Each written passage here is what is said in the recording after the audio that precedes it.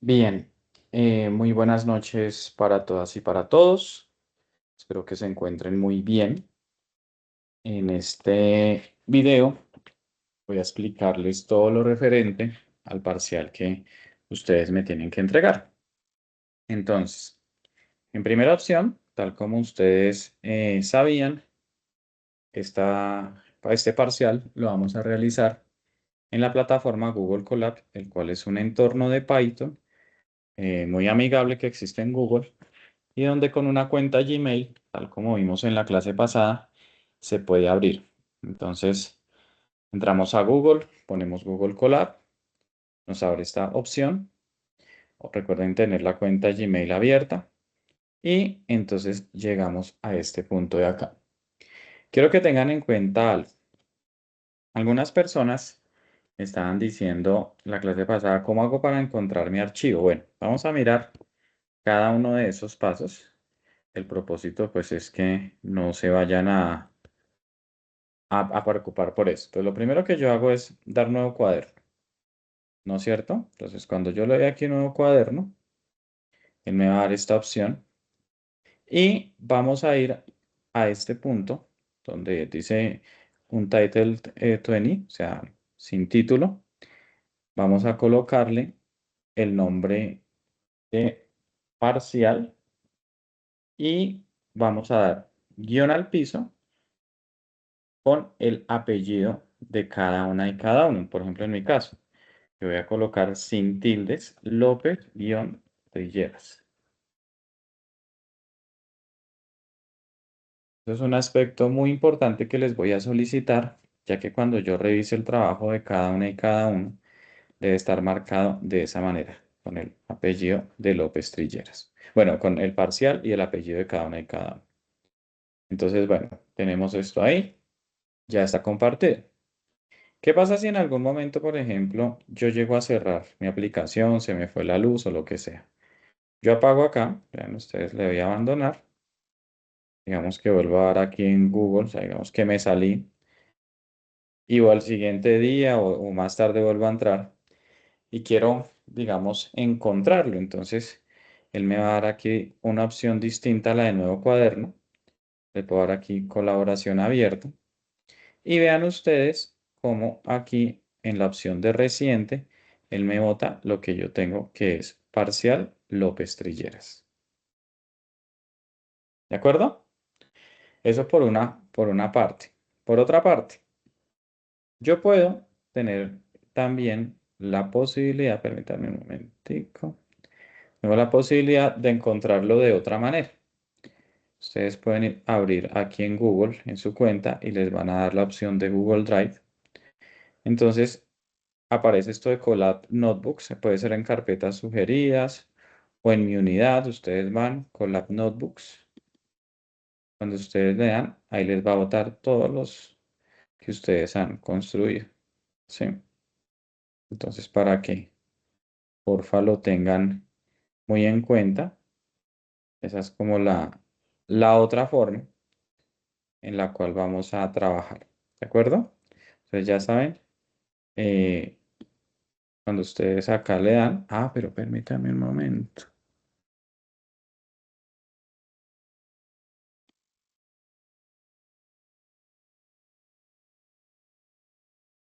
Ok. Bueno, algo me pasó, permítanme aquí, no entiendo por qué no me quedó grabado. Vamos a verlo porque se trata que sí quede grabado. Entonces, otra vez. Parcial López Lleras. Le doy acá.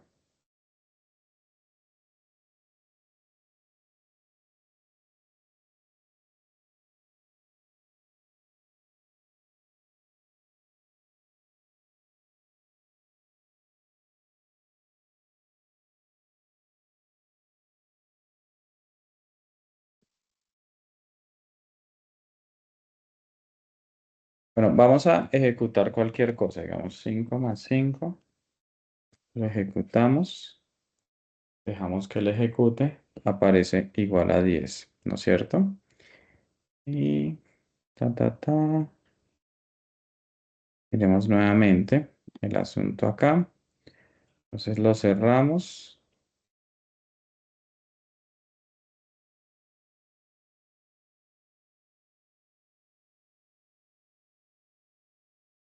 Listo. Entonces, ¿cuál era el error que yo estaba cometiendo? El error que yo estaba cometiendo es que le di marcar, pero no ejecuté nada. Como no ejecuté nada, él no lo guardó. Entonces, es importante siempre que ejecutemos cualquier cosa. Ustedes pueden poner 5 más 5 la operación que sea. Y de seguro que ya cuando ustedes vuelven aquí a Google, si es que quieren abrirlo desde el Drive y no directamente desde Google Colab, aquí ya verán ustedes que aparece, ¿no? Entonces yo voy aquí a Colab Notebooks y ya me va a aparecer el trabajo que yo quiero abrir.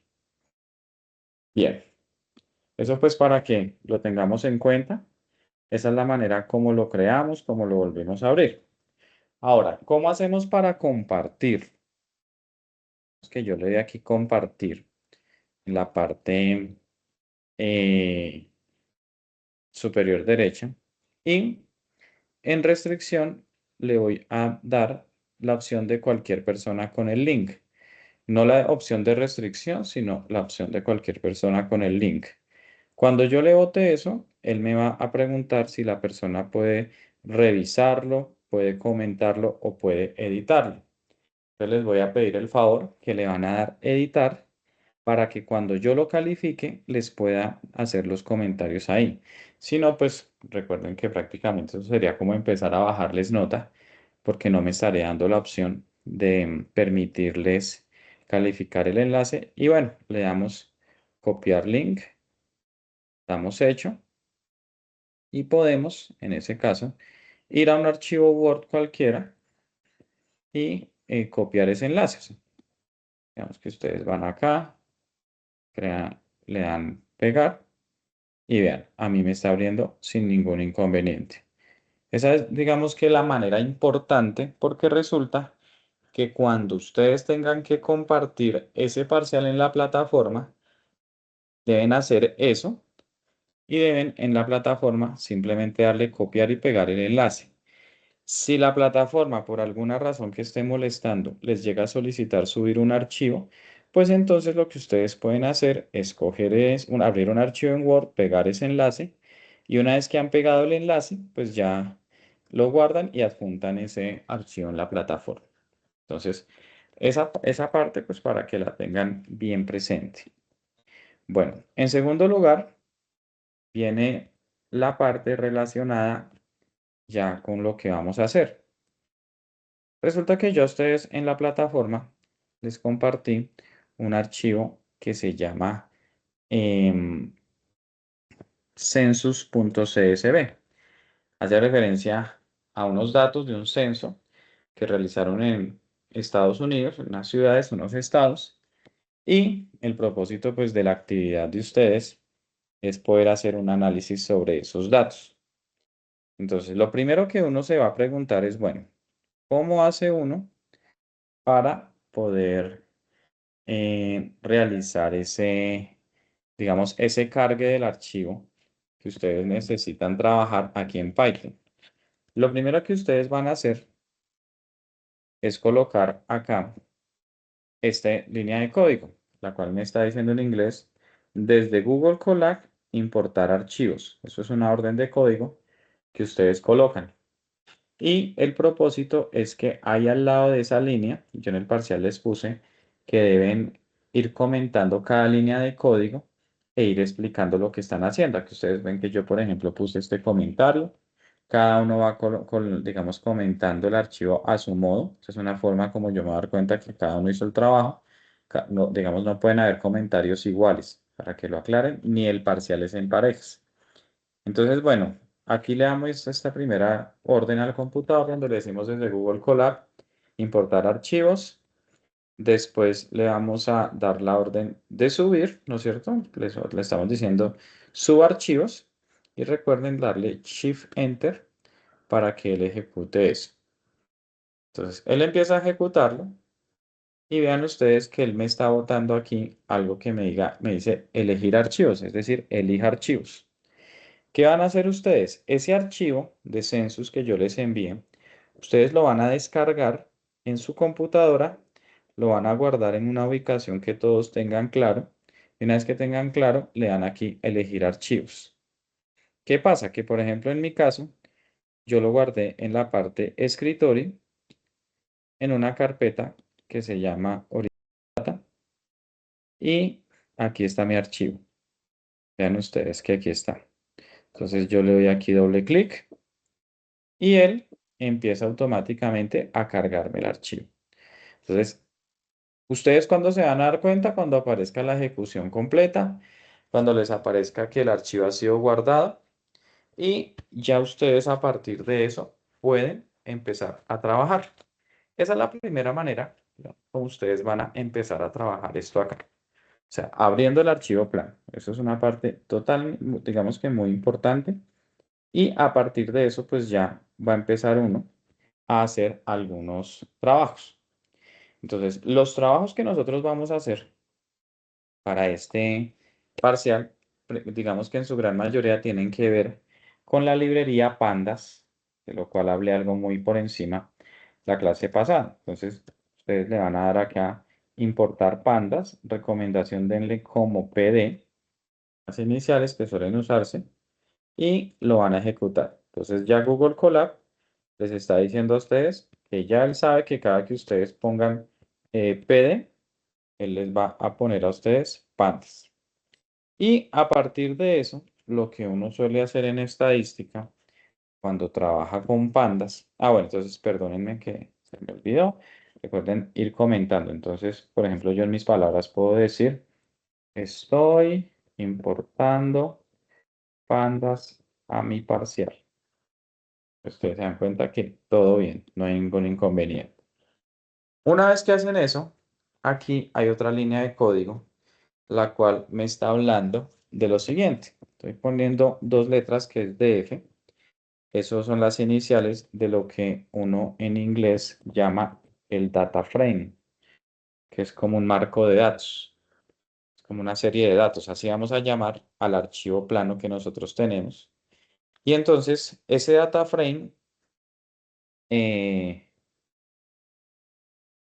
frame, ¿cómo lo voy a crear?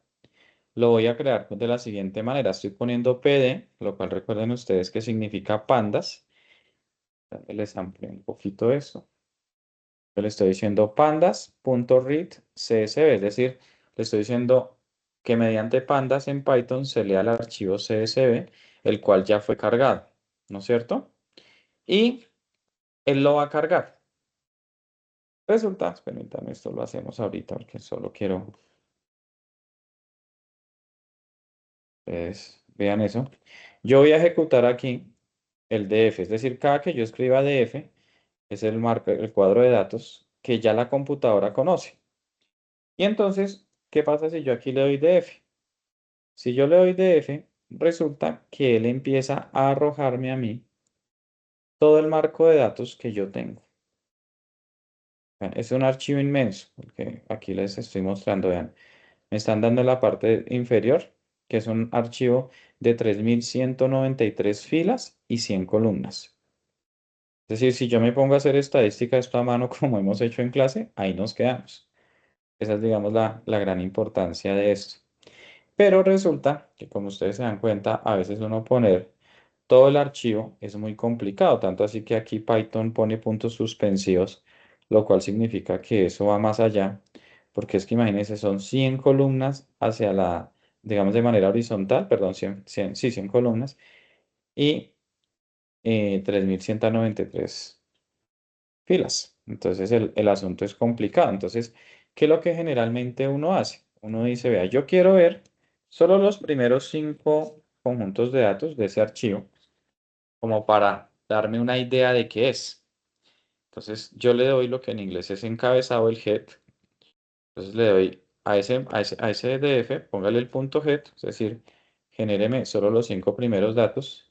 Y vean ustedes cómo con esta primera línea de código no me tuve que poner a abrir todas las 3193 columnas, filas, perdón, sino que solo me abrió las 5 primeras y ya tengo como una especie de idea de lo que es este marco de datos. Entonces aquí yo le puedo en mi comentario, cada uno de colocar, poner algo así como eh, visualizar el encabezado del archivo.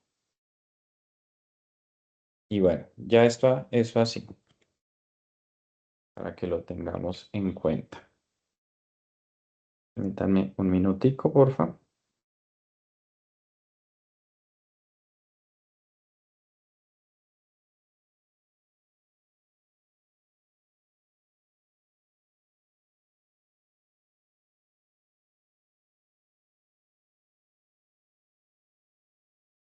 Entonces, una vez que tengo esto, ya sé que eso es un encabezado en el cual puedo ver cómo es el archivo. Y listo, ustedes aquí, por ejemplo, que pueden ver que es un archivo donde me están hablando unos datos, digamos, técnicos de cada ciudad, cada región, como su ubicación. Ellos están dando unos números a los estados, ¿no es cierto? Están dando el nombre del estado, el nombre de la ciudad. Me están dando unos datos de personas censadas en el 2010, la base de datos estimada también para ese año y sigo avanzando, aparecen muchos datos, muchos datos y resulta que, bueno, lo que pasa es que tal vez no me permitió ver todo como yo quería, pero por ejemplo aparece una serie de datos llamados, por ejemplo, muertes, nacimientos, gente deportada, gente que llega, trabajos domésticos. Son muchos datos que aquí, mediante digamos, la librería Pandas en Python me permite ver. Entonces, bueno, ya tengo esa manipulación de los datos tal como, digamos, yo estaba queriendo poderla visualizar. Entonces, una vez que tengo esto, eh, ya llega otra orden que yo le puedo dar a este cuadro de datos. ¿Qué pasa si yo le digo, muéstreme los índices? Si yo le estoy diciendo, muéstreme eso. Vean ustedes lo que me está mostrando. Me está mostrando de una u otra manera el número de datos. Me dice, los datos están empezando en cero y terminan en 3193. Es decir, sé que si estoy empezando desde cero hasta 3193, estoy teniendo 3194 datos que voy a analizar, que van, digamos, cada uno de esos 3194 datos va de 100 en 100. Entonces aquí puedo hacer el comentario de conocer el número de datos a analizar. Obviamente, pues ustedes deben multiplicar ese 3194 por 100 y pues les da 31.000, ¿cómo sería? Eh, 319.400 datos serían los que ustedes están teniendo ahí. O sea, él ahí me va dando esa información y vean ustedes cómo computacionalmente me doy cuenta que a veces es como mucho mejor estar trabajando simplemente computacionalmente que haciendo la estadística a mano. Bien, resulta que ¿qué pasa? Si yo tengo este marco de datos, son 100 datos, no los puedo ver todos, y quiero ver un dato en especial. Por ejemplo, yo quiero saber a qué dato hace referencia a la columna 50, y como ustedes se dieron cuenta que hay unos puntos suspensivos que tal vez no me dejan ver específicamente cuál es la columna 50 de este archivo. Entonces, en ese caso, pues yo lo que puedo decirle es, genéreme o localíceme esa columna que va a ser llamada 50 mediante la orden iLook. Y vean ustedes, permítanme un momento. Ahí. Entonces, aquí cometí un error porque esto lo debo manejar en corchetes, no en paréntesis. Y vean ustedes que me va a generar esa columna 50. Entonces, ¿qué me está diciendo de ese dato 50? Perdón, no columna, sino fila 50. Me está diciendo cada uno de los datos que serían de esa fila 50. Entonces vean ustedes que aquí, hasta aquí solo teníamos los 5 primeros datos, pero si yo quiero ver específicamente lo de la fila 50, aquí él me va a permitir, digamos que ver eso sin ningún inconveniente. Bien, entonces bueno, ya tenemos eso, pero también resulta que puede que en algún momento a mí lo que me interese, bueno, y lo seguimos comentando, ¿no? Seguimos entonces aquí generando la, el nombre, entonces aquí yo puedo decir visualizando datos de la fila 50. Bien, tenemos eso así y cuando lo tenemos ahí, ya puede darse que yo quiero decirle ahora, muéstreme una de las tantas columnas que existen en, en mi estado de datos, en mi data frame. Entonces vean que cuando yo le doy DF, que es el data frame y los corchetes, él me va a mostrar todos los 100 datos que hay para nosotros visualizar. Vean ustedes. Por ejemplo, migraciones internacionales del 2014. Yo le puedo dar eso. Y vean ustedes que él me deja ver ese dato. Me dice cómo ha sido, cómo fueron esas migraciones internacionales en el 2014. Yo le podría decir, déjemelas ver en el 2010. Él me va generando eso. Entonces es como una herramienta muy importante que me permite ir discriminando cada uno de los datos que en algún momento yo quiero ver. Ahora, resulta que vuelvo aquí un momento y hay personas que en algún momento, digamos, usted le está mostrando esto a su jefe, en su empresa lo ponen a analizar algo así para lo que sea y le dicen, no, pero es que a mí las tablas no me gustan así donde esto de región, sublet, división se ve horizontalmente, sino yo quiero que se vea verticalmente, es decir, yo quiero que se vean acá, digamos, lo que, en pocas palabras, lo que es columna se vuelva fila y lo que es fila se vuelva columna. Existen esos casos donde uno puede entender los datos de otra manera. Entonces, ahí yo puedo hacer algo que se llama df.t, es decir, transpóngame los datos de mi marco de datos y vean ustedes cómo él hace eso. Entonces, yo tengo esto acá. Vean que ya no tengo 3193 por 100, sino al revés. 100 que diría como el número de filas, ¿no es cierto? Perdón, de columnas por 3193, que sería el número de filas. Y vean ustedes cómo esto cambia. Incluso si no quiero verlos, no quiero ver tanto dato, le puedo dar nuevamente el punto get y él me va a mostrar los 5 primeros datos. Entonces vuelvo a decirles, hay gente que los va a ver, para ellos es más organizado verlo así. Tal vez a ustedes también lo entiendan mejor así. Entonces pues ahí uno se va dando cuenta poco a poco de la estructura que tienen esos datos. Y bien, ahora, ¿qué pasa si yo, por ejemplo, lo que quiero es que él a mí me muestre cierto conjunto de datos? O sea, por ejemplo, yo le digo a él, ve, quiero que usted me muestre nomás lo que es la columna perteneciente a county y a división. Y adicional a eso, bueno, o sea, quiero ver eso. Entonces, ahí la línea de código lo que hace es poner dataframe.look, o sea, búsqueme solo el county y el división. Vean ustedes que tienen que ir estos dos puntos, si no, eso les va a generar un error con coma. ¿Qué hace él? Él ahí discrimina con esos dos puntos, hace como un corte y me va a permitir hacer esa visualización tal como yo quiero. Entonces vean ustedes que a mí me está de ese archivo mostrándome solo lo que es county y división. No habría, digamos que ningún inconveniente en poder realizar esa, digamos, visión de ese tipo de datos.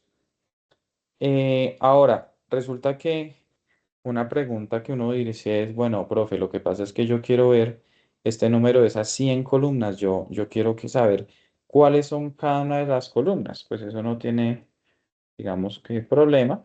Simplemente yo ejecuto esta línea de código. Voy a comentar acá, diciéndole, mostrando las columnas, o más bien los nombres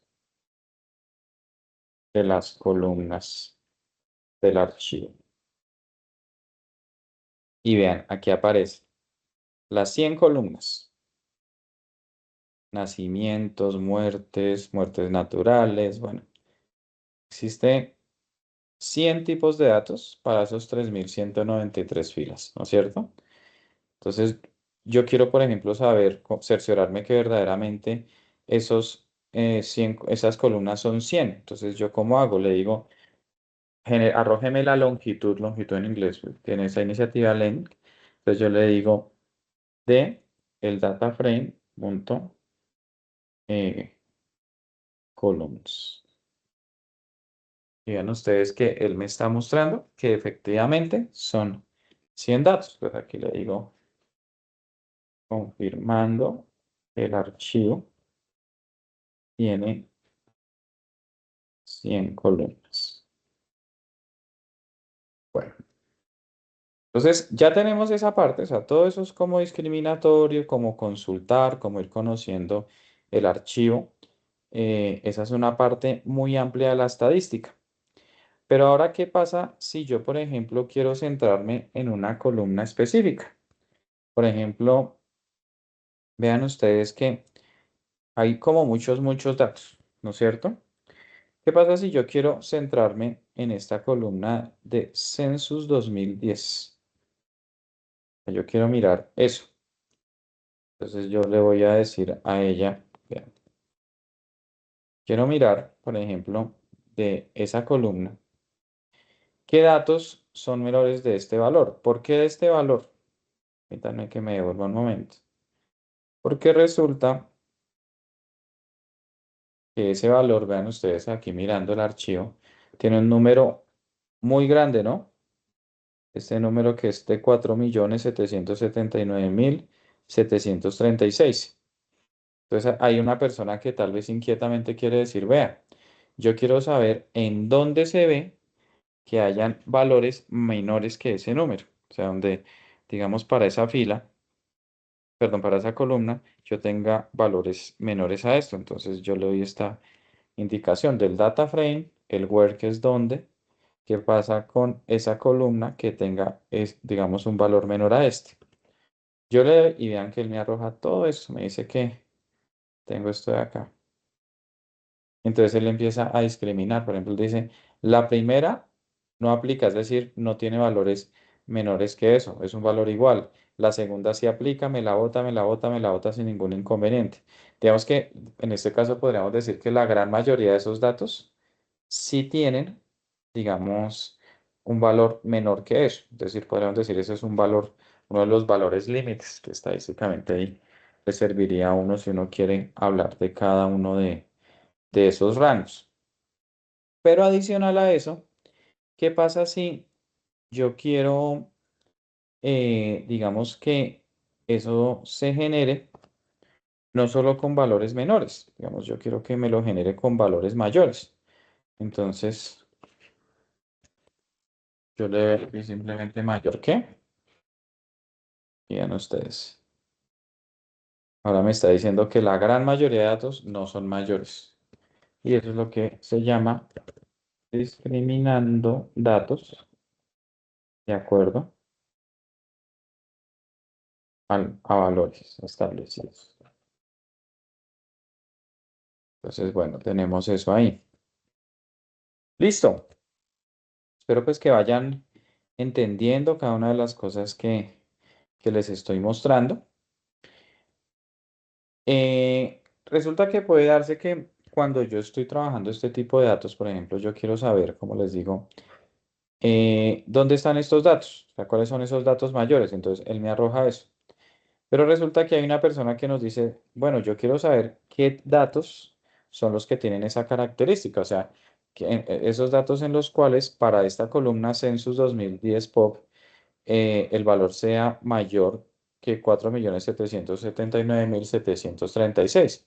Entonces, si yo quiero saber qué número de datos son, es decir, de acá, de los índices, el dato 0, el dato 1, el dato 2, lo que yo hago es poner esta orden punto index y vean ustedes que él me está mostrando los datos que se caracterizan por ser mayores a ese valor. Estamos encontrando 1, 2, 3, 4, 5, 6, 7, 8, 9, 10, 11, 12, 24 datos, confirmémoslo. Es que yo le digo a él, muéstreme la longitud de eso. Y exacto, él me está diciendo, son 24 datos que son mayores a ese valor en la columna Census 2010 POP. ¿De acuerdo? Eso pues, todo eso son herramientas estadísticas que en algún momento ustedes van a necesitar. Y bueno, también puede darse que existan valores que se repiten, otros valores que no se repiten. Entonces a mí me preguntan, bueno, ¿cómo hago para saber qué valores se repiten y qué valores no se repiten? Entonces, para saber cuáles no se repiten, digamos, en esta columna, yo le pongo la orden unique, la cual me dice, mire, muéstreme qué valores no se están repitiendo. Y vean ustedes que ahí él me está mostrando qué valores son. ¿Que usted quiere saber cuántos son esos valores que no se están repitiendo? Pues usted le da control C a esto, control V a esto, y vean ustedes que encuentran que de 3.194 datos, 3.140 no se repiten. Es decir, solo hay 54 datos que se están repitiendo. Entonces, en este caso podríamos decir que si uno hace una distribución de frecuencias como la que hemos venido trabajando, pues van a haber datos con un valor de frecuencia muy baja, ¿no? O sea, van a tener solo un dato. Y pues eso es lo que nosotros vamos a tener en cuenta para el trabajo. Entonces, bueno, una vez que ustedes han hecho todo esto, porque digamos que tienen claro cada una de estas cosas, ay, como les digo, no se les olvide cada línea comentarla, así aquí se me haya olvidado, entonces yo digo aquí, por ejemplo, cuántos datos no están repetidos. O sea, ustedes deben ir comentando. Eso es gran parte de la calificación. Entonces, ¿qué pasa si yo, por ejemplo, pongo esta línea de código? Yo pongo de mi marco de datos la orden short values, es decir, organice datos. ¿Qué datos? Los de la columna que he venido trabajando, Census 2010 POP. De manera ascendente me están preguntando, yo le digo true. Si yo quisiera descendente, le digo false, ¿no es cierto? Y vuelvo a escribir, en este caso, el nombre de esa columna. Dame un momento. Y entonces, cuando ya le doy, bueno, y lo comento, ya cuando le doy aquí a ejecutar, él me va a generar, vean ustedes, esos datos organizados de orden ascendente y diciéndome, por ejemplo, el dato menor, en qué posición del archivo original está. Es el dato 2717. El siguiente es el dato 560 que vale 90. Y así sucesivamente. Me está mostrando, por ejemplo, que el dato mayor es este de aquí, es de 37.253.956. Entonces, eso es algo que, de acuerdo a lo que nosotros habíamos hablado, la clase anterior, bueno, las clases anteriores hablando de mediana, nos sirve para conocer mucho mejor ese valor de la mediana, estimando. Y bueno, cuando ya tenemos eso, entonces yo le puedo decir a él que de ese dato, de esa columna, yo quiero que él me dé algunos datos estadísticos. Por ejemplo, yo quiero que él me saque la media aritmética. Eso se saca mediante este dato. Entonces vean ustedes lo que voy a hacer. Voy a decirle, imprímame ese dato. Aquí comento, obteniendo media aritmética. Vean, él me arrojó la media aritmética de ese dato. Pero ¿qué pasa si yo, por ejemplo, le digo, genéreme la mediana? Entonces, em, aquí, entonces yo le doy esto mismo de acá, tan,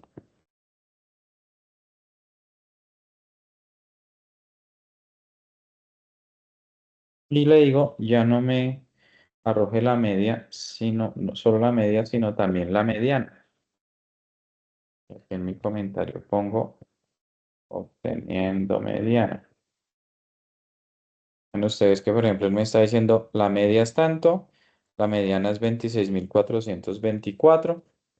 Y le puedo decir también, por ejemplo, arrójeme el valor de la moda. Entonces, la moda, y lo que cambia es que aquí le pongo mode.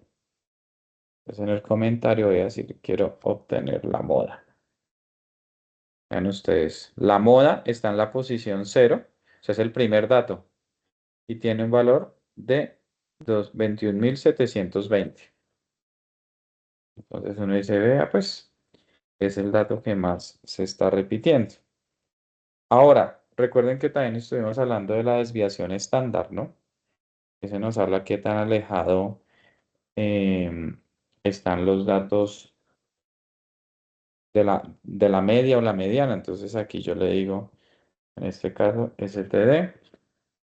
Y vean ustedes que él también me está arrojando la desviación estándar.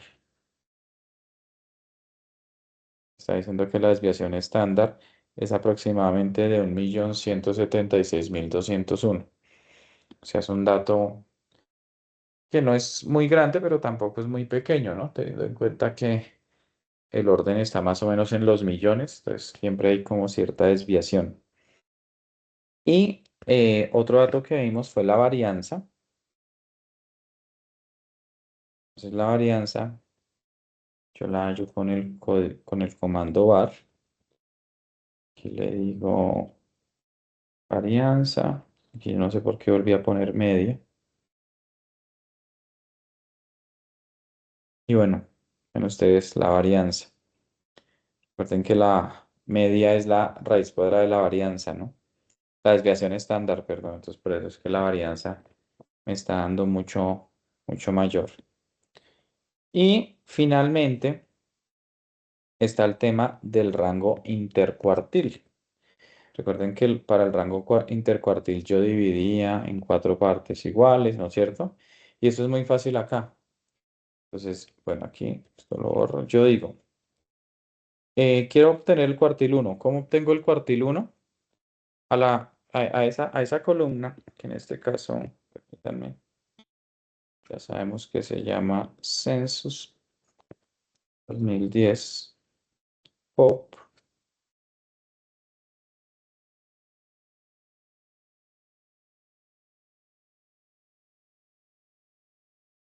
Le digo, sáqueme el cuantil 0.25, o sea, ese es, digamos, el primer cuartil de los datos y el otro es el 0.75. Recuerden que el rango intercuartil yo lo defino como la resta de Q3 con Q1. Entonces aquí pongo IQR, ese rango intercuartil, es Q3 menos Q1. Le digo, imprímame ese rango intercuartil 1, el intercuartil 3. Le estoy poniendo estas comillas porque parte de la orden del prime es que cuando yo coloco eso así, él me va a imprimir Q1 es tanto y Q3 es tanto. Y de la misma manera me va a decir el rango intercuartil es tanto. Vean ustedes. Entonces me parece Q1, 11.299, Q3, 71.404. Y esa resta aparece con este valor de 60.105. Entonces ya la tenemos. Eh, Finalmente, ustedes pues son tan amables, van a usar este código que les voy a compartir acá, donde van a encontrar una librería nueva llamada matplotlib.pyplot, la cual se enfoca en hacer gráficos. Vamos a usar esta librería llamada NumPy, la cual vimos en la clase pasada que es matemática, y una llamada scpy que nos sirve para temas estadísticos.